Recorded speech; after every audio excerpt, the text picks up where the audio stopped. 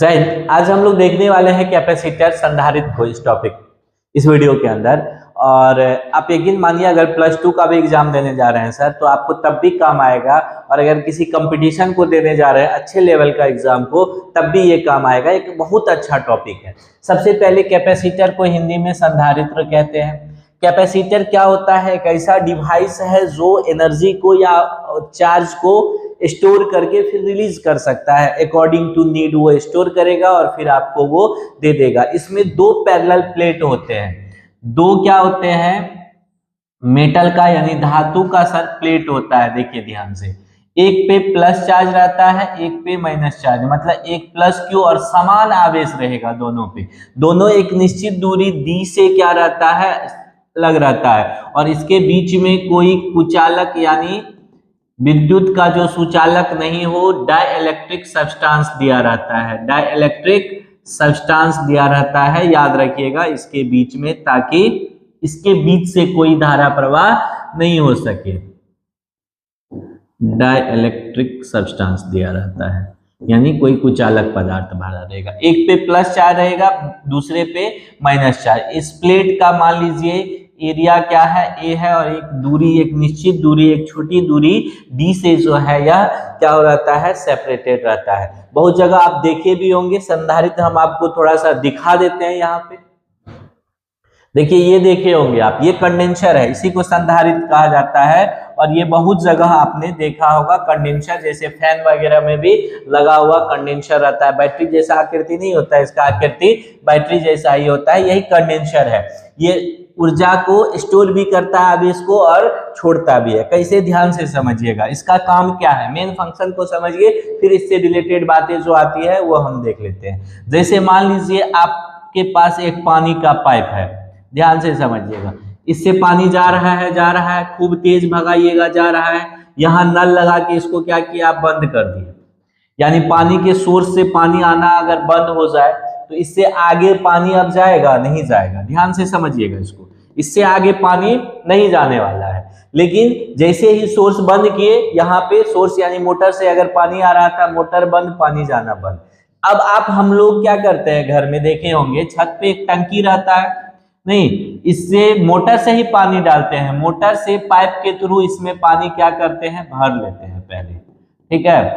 अब अगर भर लिए पानी और अब मोटर यहाँ बंद भी हो जाएगा सर, तो जब जब जरूरत पड़ेगा तब तक हम लोग नहीं घर में यूज कर लेते हैं, किचन में, वॉशरूम में टैप खोलिए, ये पानी आपको मिलते रहेगा क्योंकि इसमें स्टोरेज है। लेकिन ये भी खत्म होगा, ऐसा नहीं है फिर दोबारा मोटर चला के भरते हैं इसको, तो यह भी खत्म होता है।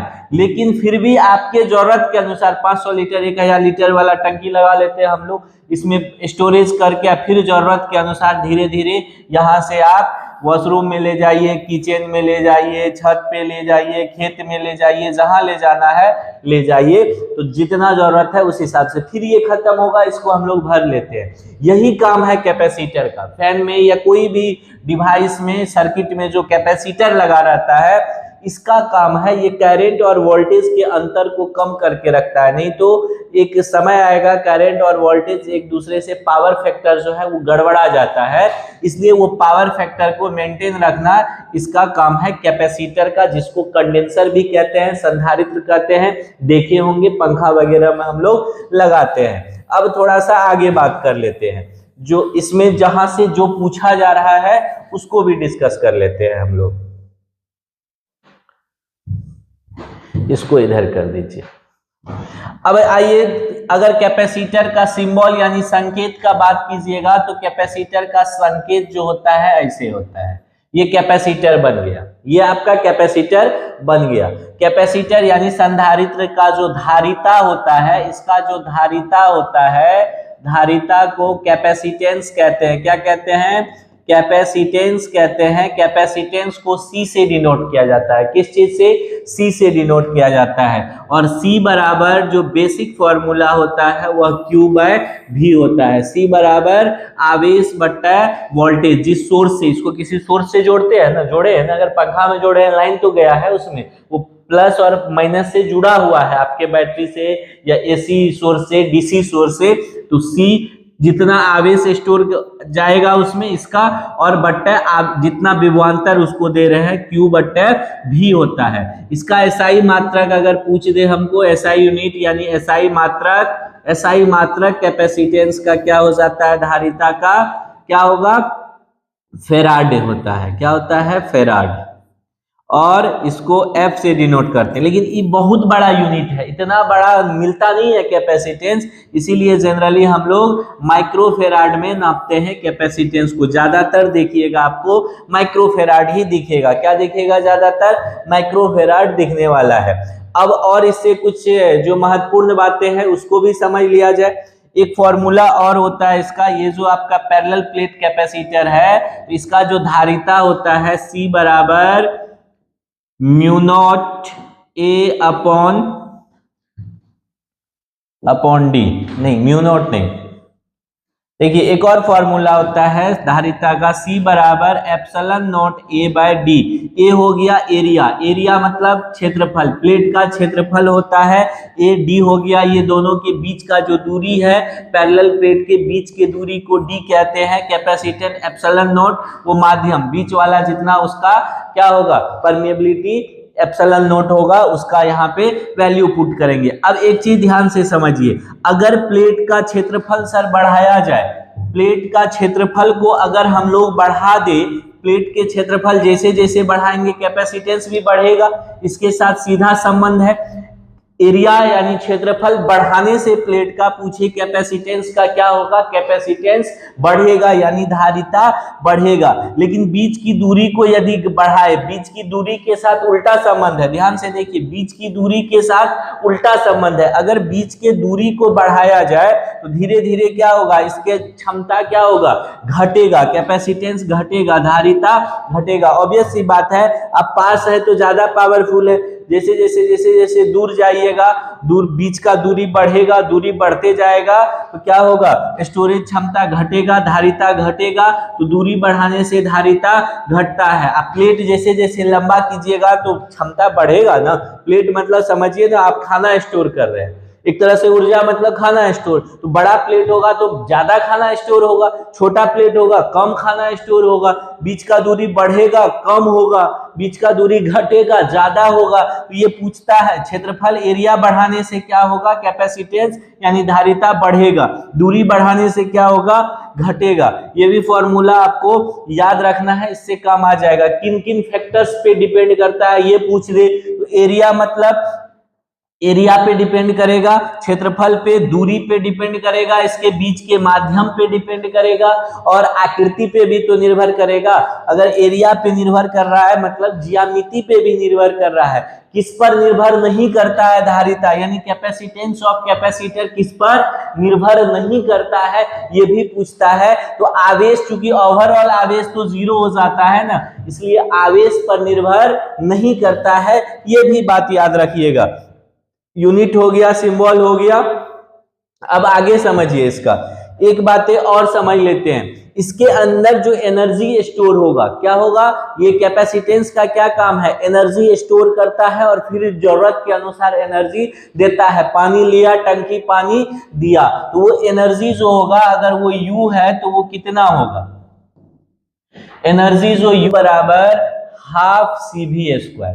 पहला फॉर्मूला एनर्जी स्टोर करने का पहला फॉर्मूला। U बराबर एक और फॉर्मूला याद रखिएगा, Q²/C, और U बराबर हाफ, और क्या बच गया, Q इंटू V, ये भी फॉर्मूला होता है। ये तीनों हो गया, इसके अंदर इतना ऊर्जा संरक्षित रहेगा, स्टोर रहेगा, जो जब वैल्यू दिया हो। C कैपेसिटेंस हो गया, धारिता, V वोल्टेज, Q आवेश, C उसका धारिता, फिर Q आवेश और V उसका वोल्टेज।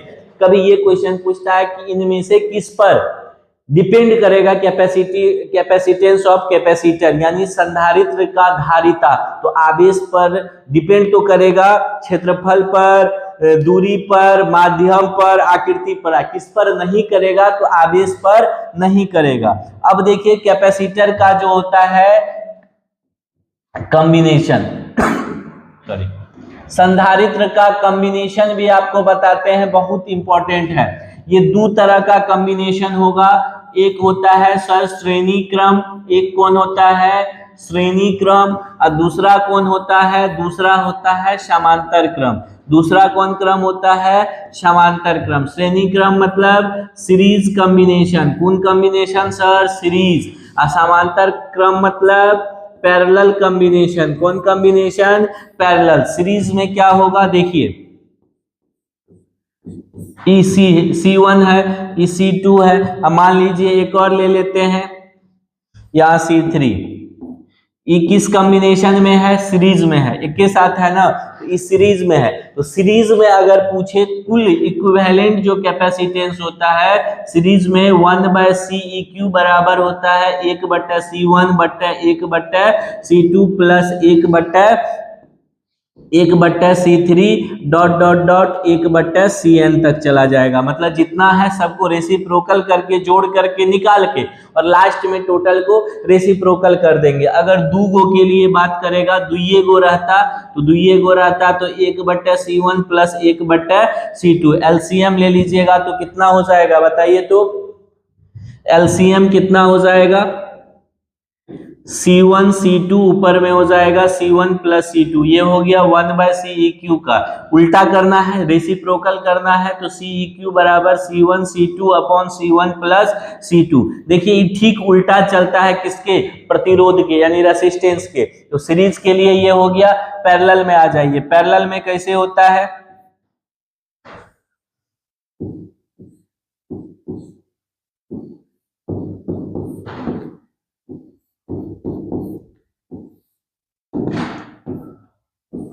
ये दो पॉइंट है, ए है ये बी है, ये C1 है ये C2 है ये C3 है। अगर पैरेलल में है तो डायरेक्ट CEQ बराबर C1 plus C2 plus C3 हो जाएगा, C1 plus C2 plus C3। अगर N कैपेसिटर यानी N संधारित्र लगा रहेगा तो CEQ बराबर C1 plus C2 plus C3 dot dot dot कहाँ तक चल जाएगा, CN तक जोड़ देंगे तो काम हो जाएगा। देखिए 12 से लेकर के बोर्ड एग्जाम से लेकर के किसी भी कंपटीशन में आपको जितना पूछेगा ना उतना बतवा हम बता दिए हैं, इसी वीडियो के अंदर आपको पूरा कवर कर दिए हैं। तो बने रहिए, प्यार सपोर्ट देते रहिए, वो तमाम टॉपिक आपको हम बता देंगे सर जो किसी भी एग्जाम में पूछा जाता है, आपको छोड़ करके नहीं आना है। मिलते हैं और मिलते रहेंगे, बस आपका प्यार और सपोर्ट कम नहीं होना चाहिए।